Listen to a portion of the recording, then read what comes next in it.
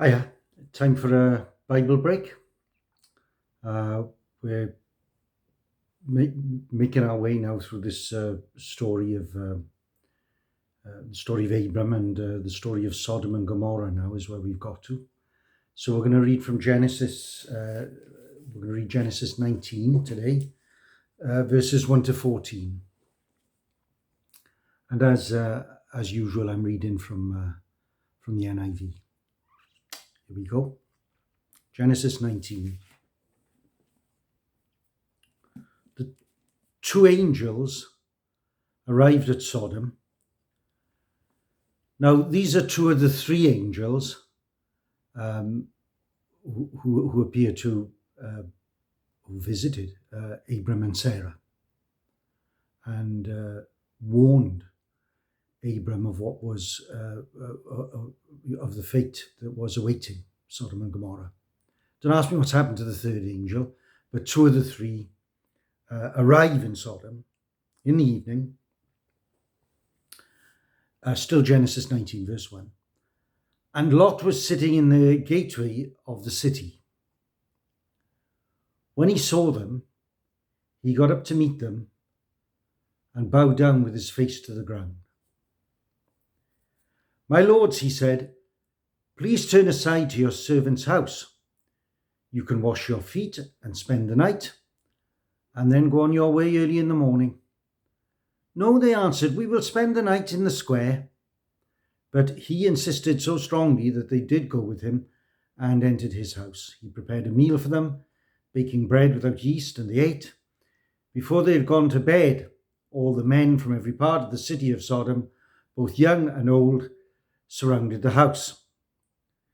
They called to Lot, where are the men who came to you tonight? Bring them out to us so that we can have sex with them. Lot went outside to meet them and shut the door behind him and said, no, my friends, don't do this wicked thing. Look, I have two daughters who have never slept with a man. Let me bring them out to you, and you can do what you like with them. But don't do anything to these men, for they have come under the protection of my roof. Get out of our way, they replied. And they said, this fella came here as an alien, and now he wants to play the judge.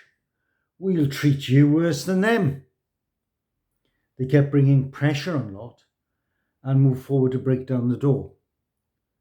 But the men inside reached out and pulled Lot back into the house and shut the door. Then they struck the men who were at the door of the house, young and old, with blindness so that they could not find the door. The two men said to Lot, do you have anyone else here, sons-in-law, sons or daughters, or anyone else in the city who belongs to you? Get them out of here, because we are going to destroy this place. The outcry to the Lord against its people is so great that he has sent us to destroy it. So Lot went out and spoke to his sons-in-law, who were pledged to marry his daughters. He said, hurry and get out of this place, because the Lord is about to destroy the city. But his sons-in-law thought he was joking. So we leave it at that for now. Like I say, the same angels who brought wonderful news to Abram and Sarah, a promised son in a year's time, and brought the warning of what was going to happen to Sodom and Gomorrah, are now there. They've arrived, they've gone there, and they've gone there to do the job of sounding it out and then of bringing the judgment of God down upon the city, this city entrenched in its own, or these cities of the plain entrenched in their own wickedness.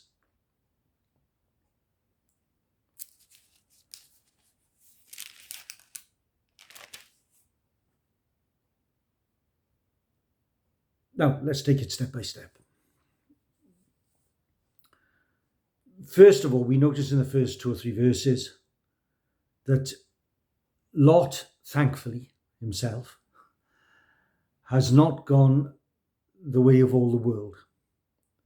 We see that he is I don't know what the word would be, spiritually awake, aware, sensitive enough to recognize who these strange, in some shape or form, who these strange visitors are who have come to the town.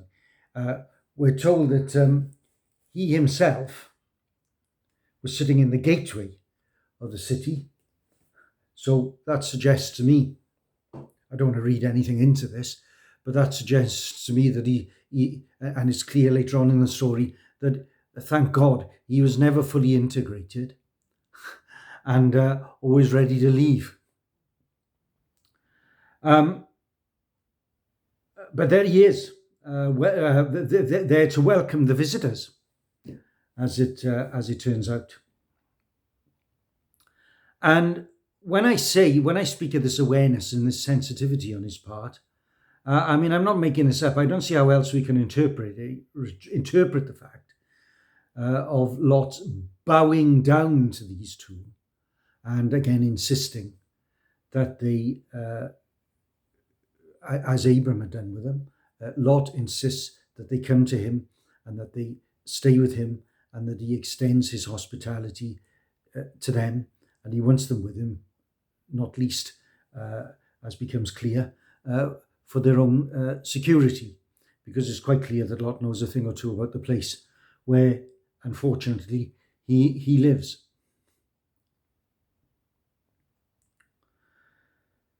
So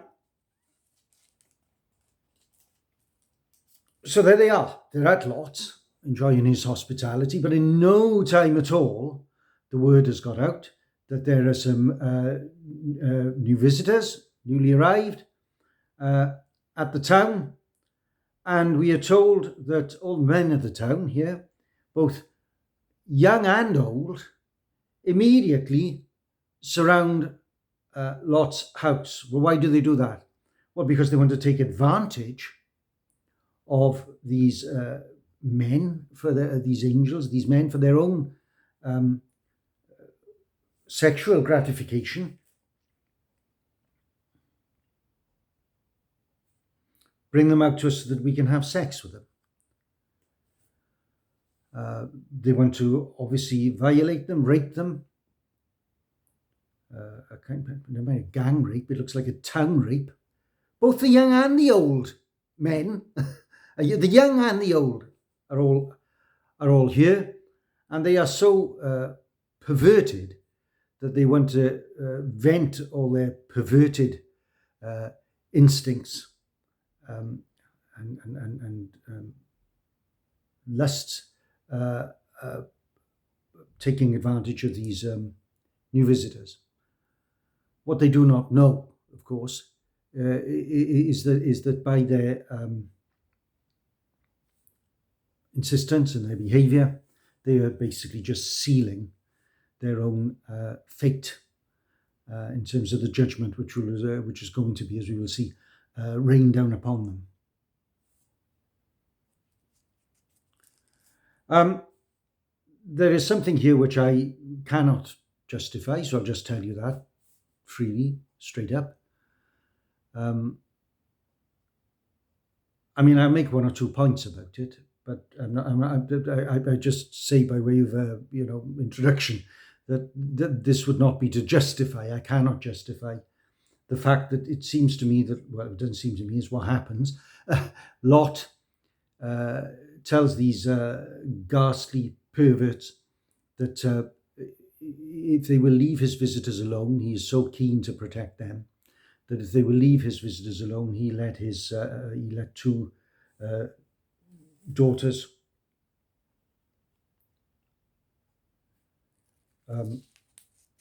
he let them have two daughters.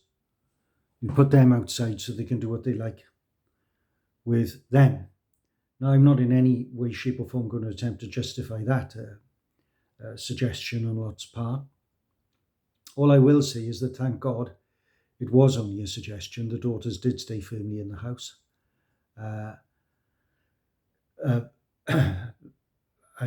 Thank God, that was God's doing. The angels of the Lord drew Lot back into the house, closed the door, and before the violent, rampant mob were able to break the door down, and do what they liked. The angels smote them with blindness. They were stricken with blindness, so they didn't know where they were and what they were doing, which of course was the case anyway, in moral and spiritual terms, as far as these people were concerned. Like I say, I cannot justify Lot, but all I will say is that maybe in his defense, not really, but still.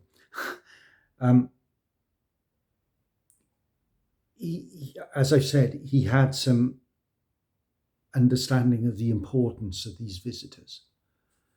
And so it might have gone just beyond what would have been the traditional, customary norms of hospitality, as far as he was concerned. But I can't justify Lot's willingness to sacrifice his daughters to this mob any more than I should think any of us could possibly justify in any generation at any time in history the sacrifice of innocent youth, the sacrifice of innocent children to satisfy the demands and the wishes of no matter who. Do you understand what I'm talking about?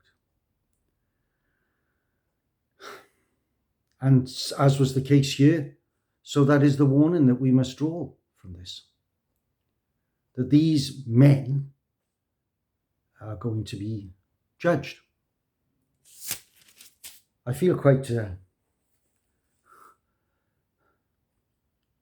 don't know whether I should feel relieved for Lot's son-in-laws, who were no doubt men of the city themselves, but were now betrothed is indicated here, to Lot's wives, and kind of part of his family group.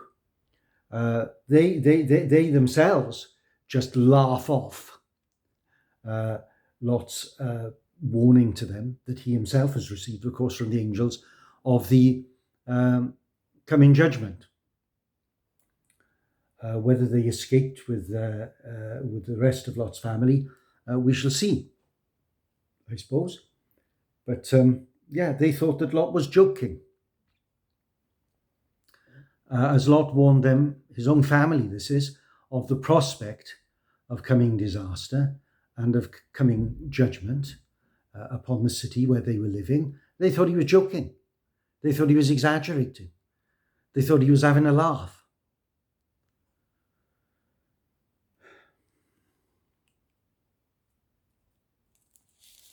But that's the warning here. God will not allow violence. God will not allow wickedness. God will not allow perversion. You remember in our last reading, we saw that the Lord had considered that the evil and the wickedness in the city had attained such a point. There is a point at which God will intervene. There is a threshold which God will not allow to be crossed. He is patient. He is tolerant. He calls us to be patient. He calls us to be tolerant. He calls us first and foremost to examine the sin and the darkness and the evil that is in our own hearts and go hard on ourselves first. But the warning is of God's judgment upon the wicked and upon the guilty. The encouragement is that God will not allow wicked men to prevail with all their plots and their plans and their designs. He will not allow them to prevail forever. God will judge the wicked. And it is what is about to happen here. And our 15 minutes are up, so we'll just have to see what happens and how it happens next time around, I think. So I'll see you then.